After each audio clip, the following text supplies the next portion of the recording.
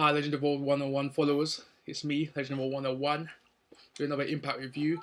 May the 9th, 2013. Sorry, my mom in the background. Like this page, subscribe down below, and leave some comments. Follow me at Legend of Old 101. Okay, so let's do this review.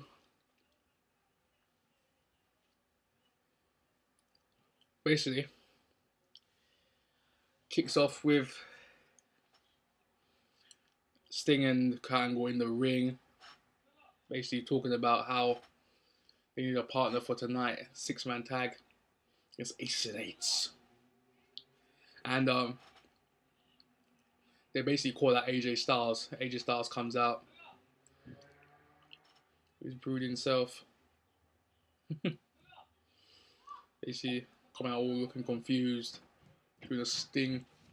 Even Sting calls him out on it. Said, I should do that. The Crow Sting. Hiding in the rafters. So then that was the end of that segment. Because Kurt Angle basically snaps at AJ Styles. AJ Styles walks off. And they just stop pounding each other. Referees come out. And then that was the end of it. So then backstage, you see AJ Styles walk out the building. You don't know where he went. He just left. There were no part of this today. There were no part of it. So Tara, Girl Kim versus Mickie James and Velvet Sky. Random tag match. What to make of it? It was a little okay match. Nothing special. A lot of tag matches recently. They didn't go on the WWE route. It's really weird. A lot of women tag matches.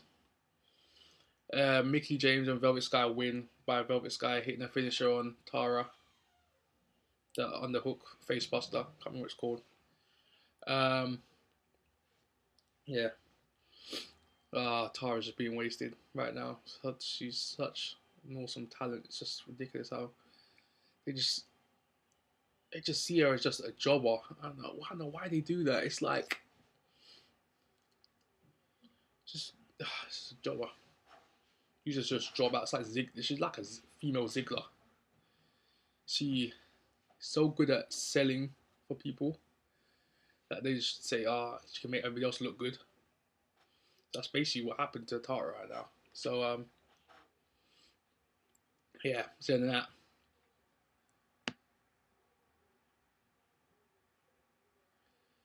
Mason is backstage, and they're talking about D'Lo, saying how he quit. You never say I quit in the Ace of Eights. That's basically what Billy Ray was saying to D'Lo and the rest of the club members. Basically, this is what I like about the Ace of Eights. They show backstage segments, and they actually go somewhere. That's the thing. They actually go somewhere. They actually follow up. So they might have a backstage segment, and nothing comes of it. So basically, the next segment show Bad Influence trying to win over James Storm for tonight's numbers contenders tag team match. Basically, go in James Storm's locker room and give him a 6-pack beer, and even suggest that he should join Bad Influence. So that was pretty awesome. So I like that.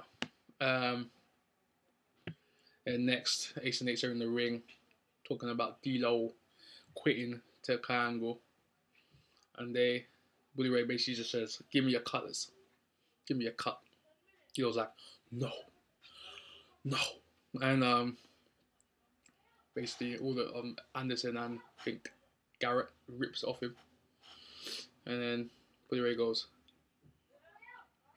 "You better hope Doc beats Magnus next, because if he doesn't, then you're done. You're basically just low level. You're nothing. Like, you're done." So then, basically, Magnus and Doc have a good match. They're really good. They actually work well together. So I was surprised at that. Then all of a sudden, D'Lo catches Doc's leg, thinks it's Magnus, and then beats him out of Doc. Magnus walks out with a 1, 2, 3. D'Lo's like, what happened? So then Dutch just walks for angry. D'Lo follows him. And that's the end of that segment. Basically, goes backstage with Ace and Eights holding down D'Lo Brown. Billy Ray's just like, sure, I gave your head in. And then Answer's like, no.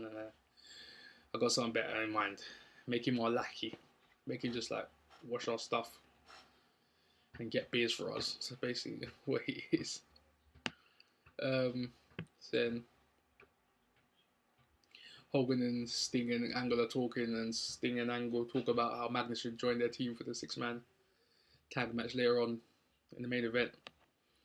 So then Hogan's complaining and goes, yeah, okay. You can have him. He's on fire tonight. He's on fire, brother. After that, Austin Aries and Bobby Roode are trying to do what Bad Influence did. Trying to butter up James Storm. So then basically Roode says how he's James Storm was better than him, how he was jealous of him. So then James Storm, like, what are you talking about, really? Like, stop lying.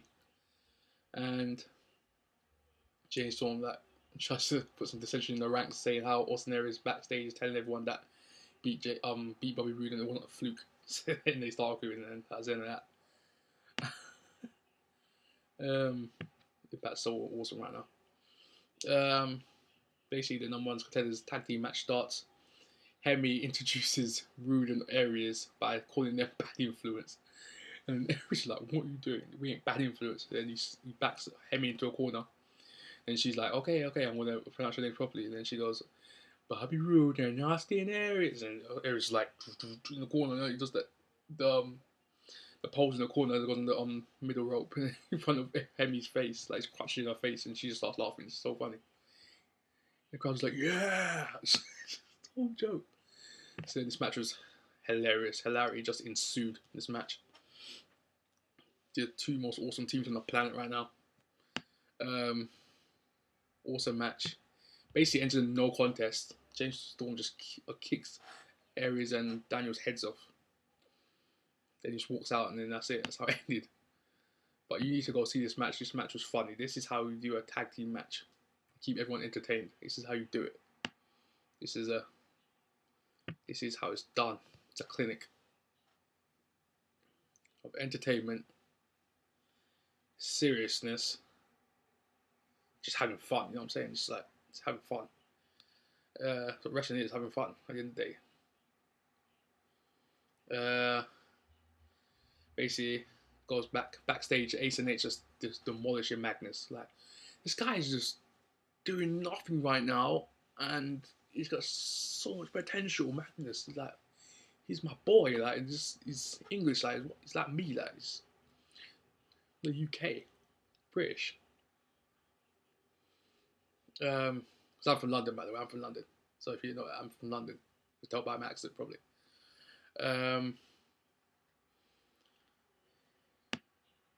Yeah, we brought wrestling back.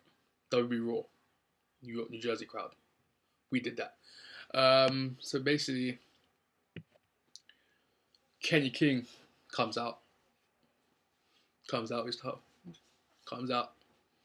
Pretty boy Kenny King comes out and basically asks Chris Sabin out. Come to the ring. Ask him out. No, that sounded wrong. He basically asked Chris Sabin to come out. So Chris Sabin comes out and with his Hail Sabin. I think of it as Hail Sabin music, which is an awesome tune. Comes out with some beast leather coat, brown leather coat. Looks like it's been a Matrix or something. And then Kenny King saying how you should tell everyone about your ACL tears and how you recovered and how you got back to this level of wrestling. So then Kenny King is just so great on the mic. And Sabin held his own. He's all right. He's okay. He's okay on the mic. Especially what Kenny King has just dominated this mic time right now. He should be on the mic all the time. He should not be even wrestling that much. He should be talking all the time. Basically, Sabin talks about how he's gonna beat Kenny King. I should dance it, kiss it with the title because he ain't gonna hold it for much longer. Kenny King just goes, okay. You know what? I think you should hold the title just for a second, because even with without the ACL tears, you're not gonna match my athleticism and all around pretty boy good looks. And that's just fact. And just basically just ends Chris Sabin, just owns him on the mic. And Chris Sabin just looks at the title like, and Kenny King's like, give me back my title. Give me back my damn title. And then Chris Sabin's like, shoot, punches him in the face. He walks out. This is another thing you have to see. This promo by Kenny King. This is how you cut a promo by Kenny King. This is how you cut a promo. Excuse me. That's how you cut a promo. Then after that, it cuts to a Bound for Glory segment with the gut check winners saying how they got to complete a series of challenges to get into Bound for Glory. You got to win a certain amount of matches or something like that. Mini tournament with the gut check winners. Yeah, that sounds cool. That's pretty good. I like the way they're using the gut check winners now. They were using them before. Then basically Hogan's talking on his phone to someone, and Sting on Angle said, "We've got to go. We've got a match." So then that was that. Then the match starts, 6-man tag. Sting and Angle come out on their own. Nowhere to be seen. Their partner, they don't know who the heck their partner's going to be. Obviously, he's going to turn up late. So then HNH dominate most of the match. Basically working on Sting for that majority of the match. Sting hits a flurry of moves, hits the Scorpion Death Drop at one point. They break it up. And all of a sudden, Abyss comes out. He